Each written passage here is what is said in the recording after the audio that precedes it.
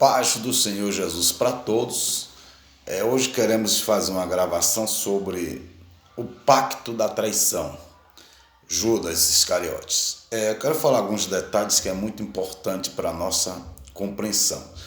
Abra sua Bíblia em Lucas capítulo 22, versículo 2. Vamos ler Lucas capítulo 22, verso 2 primeiro. E preocupava-se os principais sacerdotes e escribas em como tirar a vida de Jesus, porque temia o povo.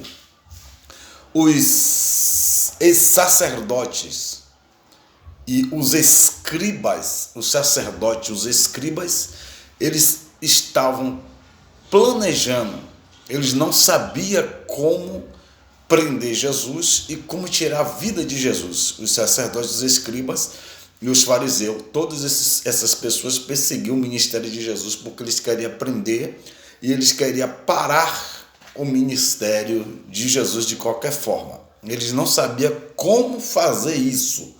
Aí a gente vai ler Lucas 22, verso 3, verso 4, verso 5 e verso 6, que diz assim. Lucas capítulo 22, verso 3. Ora, Satanás entrou em Judas, chamado Iscariotes, que era um dos 12. Judas Iscariotes, que era um dos 12. Verso 4. Este foi entender-se com os principais sacerdotes e os capitões. Esse foi se entender com os principais sacerdotes e capitões sobre como lhe entregaria Jesus.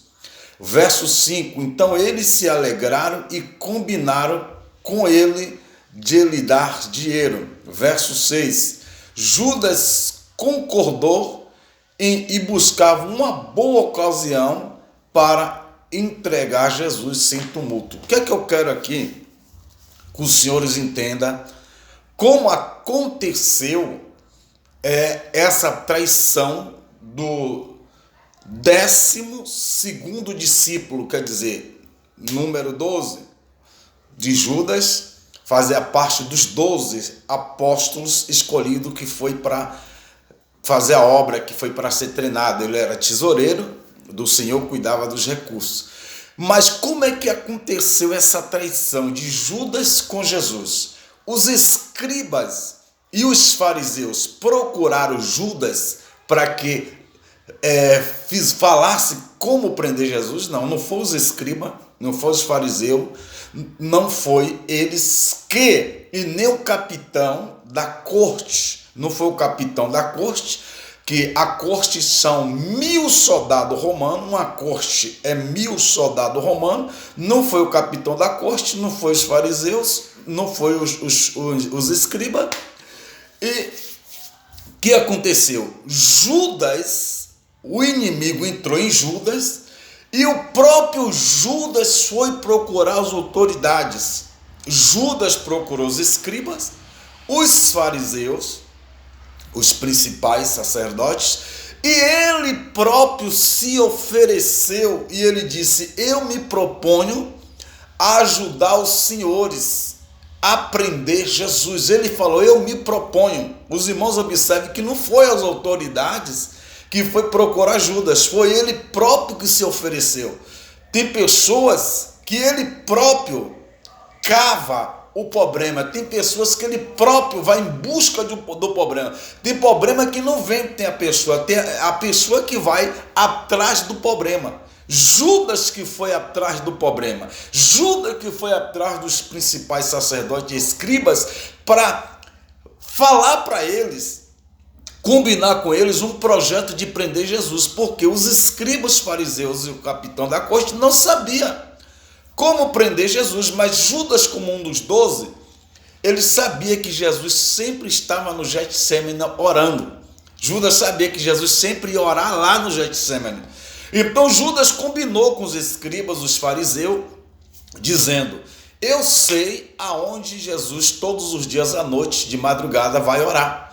E eu vou conduzir os senhores lá de madrugada, que os senhores vão encontrar ele lá orando com seus discípulos.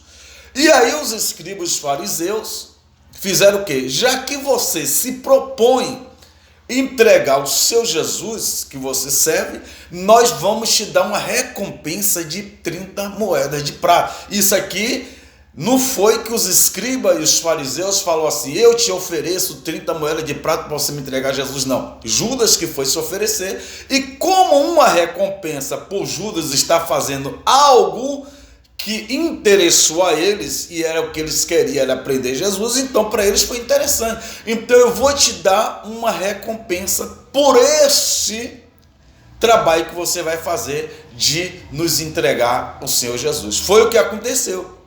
Eles deram 30 moedas de prata de presente, e Judas, durante a madrugada, quando Jesus estava com seus discípulos orando, foi com a corte de 1000 soldados, sendo 260 soldados na cavalaria, que era 260 soldados assentados em cavalos, e 740 soldados a pé com espada. Quando chegou no Getsemane, todos esses soldados fechou o perímetro, fechou todo o jardim, porque caso ele queira fugir, a gente já cercou todo o perímetro. Mas o que acontece? Quando Judas chega lá, ele fala para o soldado, o capitão da corte, que eles não conheciam, eles não sabiam quem era Jesus. Aí Judas falou: aquele que eu abraçar e der um beijo, esse é Jesus, e vocês prendei esse, porque esse é Jesus. E Judas foi de madrugada com a corte de 1000 soldados, juntamente com os escribas e os fariseus, e lá no jardim estava Jesus orando. Mas Jesus já sabia que Judas ia trair, Jesus já sabia que Judas estava chegando. É portanto que Jesus falou para os seus discípulos: levantai-vos, porque o traidor já se aproxima. Então, irmãos, o que aconteceu? Quando a pessoa comete um erro como esse de traição, as consequências é grande. O que aconteceu? Depois que Jesus foi preso, estava sendo espancado, maltratado pelos soldados romanos, Judas se arrependeu de ter feito isso, o quê? De ter traído Jesus, entregado para os soldados romanos. Ele foi lá e devolveu as 30 moedas de prata e disse: tome as suas moedas que vocês me deram de presente, porque eu não quero essas moedas. E eles disseram assim: essas moedas de prata é preço de sangue, não é lícito pôr no cofre novamente.